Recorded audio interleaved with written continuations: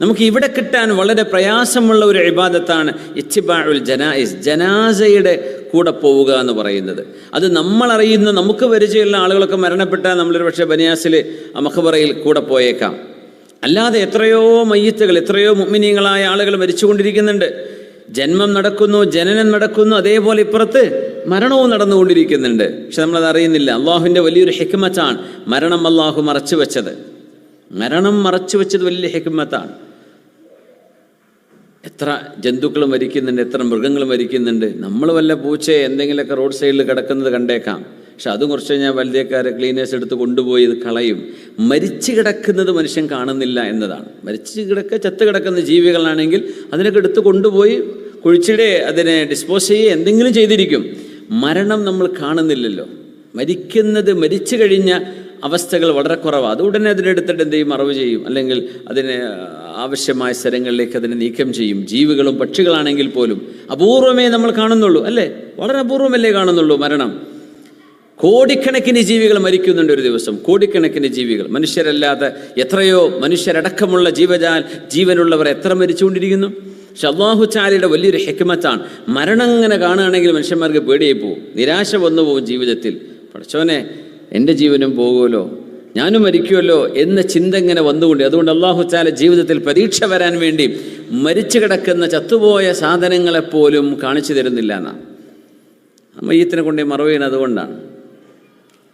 അള്ളാഹു തന്ന വലിയൊരു നിഅമത്താണ് ഇത്തിബാഉൽ ജനായിസ്.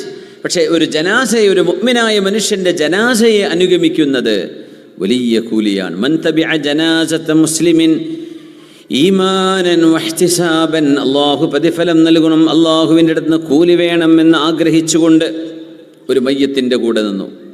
വകാന മഅഹാ ഹത്താ യുസല്ലാ അലൈഹാ, ആ മയ്യത്തിനെ മയ്യത്ത് നിസ്കരിക്കുന്നവരെ കൂടെ നിന്നു. വയുഫറഗ മിൻ ദഫ്നിഹാ, മയ്യത്തിനെ മറവ് ചെയ്യുന്നവരെയും കാത്തിരുന്നു. ഫഇന്നഹു യർജിഉ മിനൽ അജ്രി ബിഖീറാതൈൻ കുല്ലു ഖീറാത്തിൻ മിസ്ല ഉഹുദിൻ, ഉഹുദ് മലയോളം വരുന്ന 2 മലകളോളം പ്രതിഫലങ്ങളുമായിട്ടാണ് അയാൾ തിരിച്ചു പോരുന്നത്. അപ്പോൾ 2 മയ്യത്താണെങ്കിലോ 4 മലയോളം, 3 മയ്യത്താണെങ്കിലോ 6 മഹാമലകളോളം. ഓരോ 2 ഖീറാത്ത് പ്രതിഫലം അവർക്കുണ്ട്. ഒരു ഖീറാത്ത് എന്ന് പറയുന്നത് ഉഹുദ് മലയോളം വരുമെന്ന് റസൂലുള്ളാഹി സ്വല്ലല്ലാഹു അലൈഹി വസല്ലം. മയ്യത്തിനെ സന്ദർശിക്കാൻ ചെല്ലുന്നത് നീയത്തിനെ പറ്റി പറഞ്ഞു, ഈമാനൻ വഹ്തിസാബൻ. അവിടെ പോകുന്നത് അള്ളാഹുവിൽ വിശ്വസിച്ചുകൊണ്ടും ഒരു മയ്യത്തിനെ സന്ദർശിച്ചാൽ എനിക്ക് കൂലി കിട്ടുമല്ലോ എന്ന് പ്രതീക്ഷിച്ചുകൊണ്ടുമാണ്. അങ്ങനെ പോയാൽ, ഇന്ന് ഫോട്ടോ എടുക്കാൻ വേണ്ടി പോകുന്നവരുണ്ട്. മയ്യത്തിനടുത്ത് മയ്യത്തിന് എത്ര ആൾ വന്നു, ആ മരിച്ച വീട്ടിലെ ആൾ പോലും, മക്കൾ പോലും ചിലപ്പോൾ ചർച്ച ചെയ്യാതായിരിക്കും. മയ്യത്ത്, വാപ്പാൻ്റെ മയ്യത്ത് കാണാൻ ഇന്നാൾ വന്നു, ഇന്ന ആൾക്കാരൊക്കെ വന്നു, ആ പേരങ്ങനെ പറഞ്ഞിരിക്കുകയാണോ, അല്ലെ ദിക്റും ചൊല്ലിയ പോലെ. ആ വരുന്നവരോട് മുഴുവനും ഈ മേന്മയാണ് പറയാം, ഈ പൊലിമ പറയാം. ആരൊക്കെ വന്നു, എത്ര എണ്ണം ആളുകൾ, ഏതെല്ലാം രാഷ്ട്രീയ സാംസ്കാരിക ദീനീ രംഗങ്ങളിലെ ആളുകൾ വന്നു, അതൊരു പെരുമ പറയുന്നൊരവസ്ഥയായി മാറുകയാണ്. പിന്നെ ആളുകൾ തന്നെ ജനാസയുടെ അനുഗമിക്കുമ്പോഴത്തെ ആ ഫോട്ടോയിൽ വരണം, അല്ലെങ്കിൽ എൻ്റെ സന്ദർശനം രേഖപ്പെടുത്തപ്പെടണം, ആളുകൾ അറിയണം എന്ന ചിന്തയിൽ പോകുന്നത്, അതൊക്കെ ഇതിന് പോകും. അതാണ് ഈമാനൻ വഹ്തിസാബൻ. ومن صلى عليها ثم رجع إلى بيته فإنه يرجع بقيرات من الأجر مثل جبل أحد نجرا.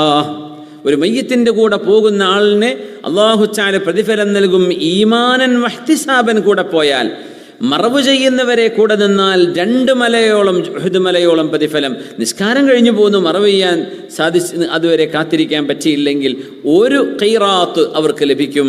ഓരോ ഖീറാത്തും മിസ്ലു ജബലി ഉഹുദിൻ, ഉഹുദ് മലയോളം ഉണ്ടെന്ന് റസൂലുള്ളാഹി സ്വല്ലല്ലാഹു അലൈഹി വസല്ലം. സാധിക്കുമെങ്കിൽ